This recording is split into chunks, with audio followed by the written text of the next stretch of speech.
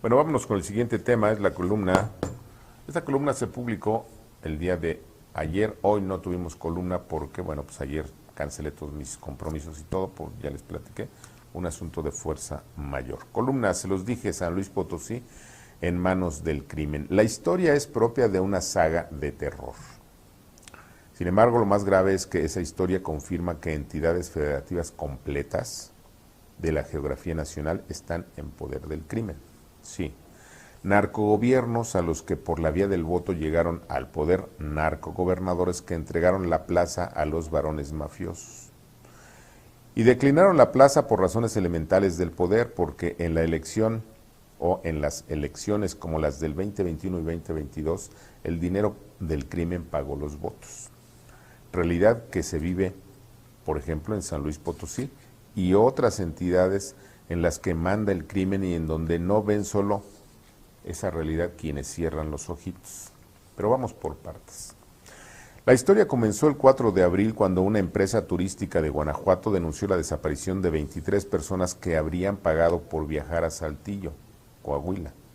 La ruta era la peligrosa carretera que conecta estados como el Estado de México, Guanajuato, Michoacán, San Luis Potosí y Nuevo León, hasta llegar a Coahuila.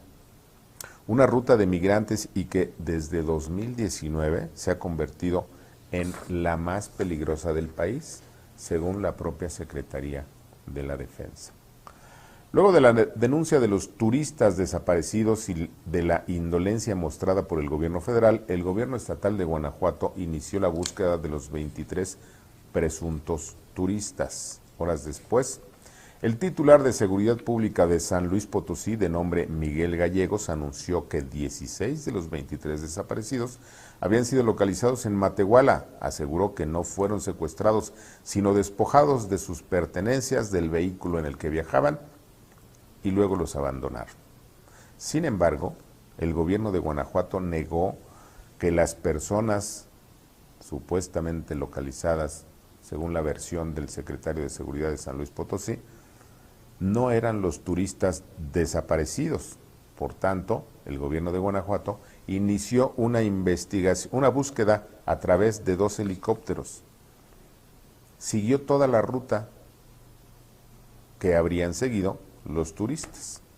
Pronto localizaron las 2 camionetas donde presuntamente viajaban los turistas, vehículos que para entonces eran parte de un convoy de por lo menos 15 camionetas que transportaban 35 migrantes en total. En el operativo fueron decomisadas armas, dinero, drogas y se confirmó que uno de los choferes que salieron de Guanajuato había sido asesinado a golpes al negarse a entregar la camioneta que conducía. El escándalo llevó a las autoridades estatales de Guanajuato y a la Guardia Nacional a seguir las pistas que dieron los migrantes detenidos, y horas después el número de migrantes rescatados superaba los 100. Todos ellos permanecían en calidad de secuestrados en casas de seguridad, en hoteles y en otras instalaciones, todo ello en Matehuala, San Luis Potosí, en donde existen decenas de reportes de desaparecidos. Decenas de reportes que no han sido atendidos. Y por eso las preguntas. ¿No sabía nada el gobierno estatal y el gobernador electo apenas en julio del 2021, el gobernador de San Luis Potosí? ¿No sabían nada los alcaldes de San Luis Potosí, los que llegaron apenas en el 2021 con el apoyo del narco? La respuesta la conocen todos en San Luis Potosí. Tanto el gobierno estatal como no pocas autoridades municipales están bajo el yugo del crimen organizado.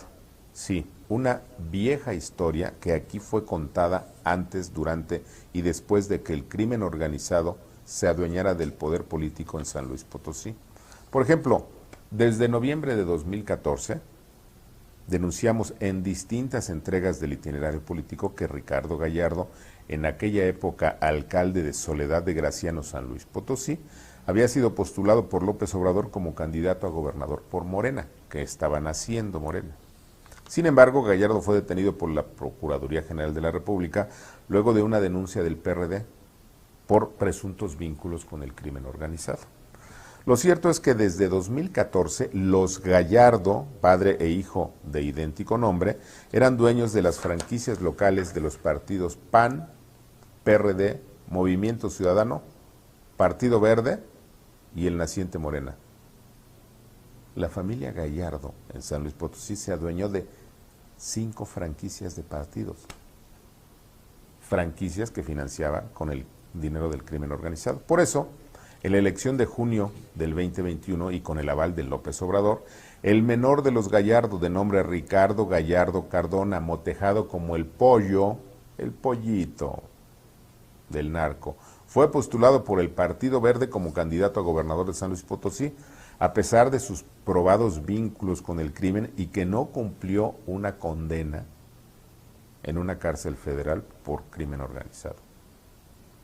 ¿Quién sabe a quién se le ocurrió sacarlo de la cárcel y lo convirtieron en candidato a gobernador? Y ganó. Luego de la elección de junio del 2021, en el itinerario político del 24 de junio de ese año, titulado ¿Callarán ante los narcogobernadores?, dije que México vivía uno de los peores riesgos de la seguridad pública por el avance del crimen organizado en la política y en el poder. Así lo dije, : nunca como hoy se había llegado al extremo de cerrar los ojos ante los abundantes casos de presuntos narcogobernadores, narcoalcaldes y narcodiputados, muchos de ellos pertenecientes a Morena y todos ellos peleles de las bandas criminales que los impusieron en el cargo. Pero a reserva de documentar cada caso, abundan las evidencias periodísticas de que las elecciones de Baja California Sur, Sonora, Sinaloa, San Luis Potosí, Nayarit, Colima, Michoacán y Zacatecas, todos ellos en el corredor del Pacífico, fueron operadas y ganadas por las bandas criminales dominantes en esa región del país, es decir, el cártel de Sinaloa, el cártel de Jalisco y el cártel del Golfo.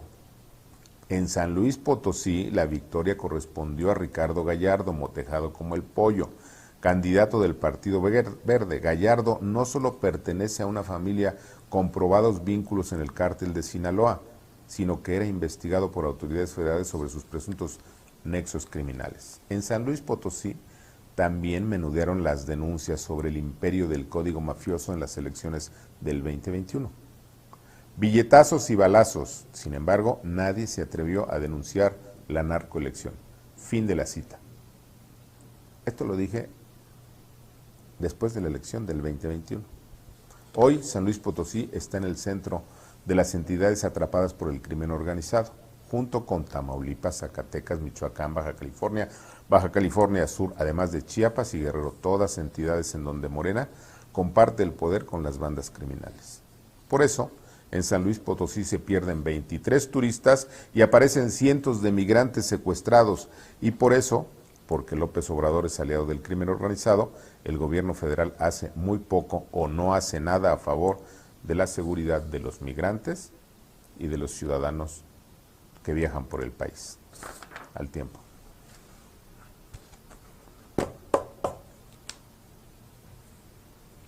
Esta columna se llamó Se los dije, San Luis Potosí está en manos del crimen. Desde 2014 estuve diciendo en muchas columnas, cuidado en San Luis, tal, cuidado. Bueno, pues hoy lo vimos. Se pierden 23 turistas, el gobierno de Guanajuato los busca y aparecen más de 100 secuestrados en la misma ruta. Y nadie dice nada. Y no pasa nada. Chinga. Y luego dicen, no, las carreteras mexicanas son muy seguras, dice López, ¿no? Son más seguras que en Estados Unidos. No tiene madre. ¿No les parece?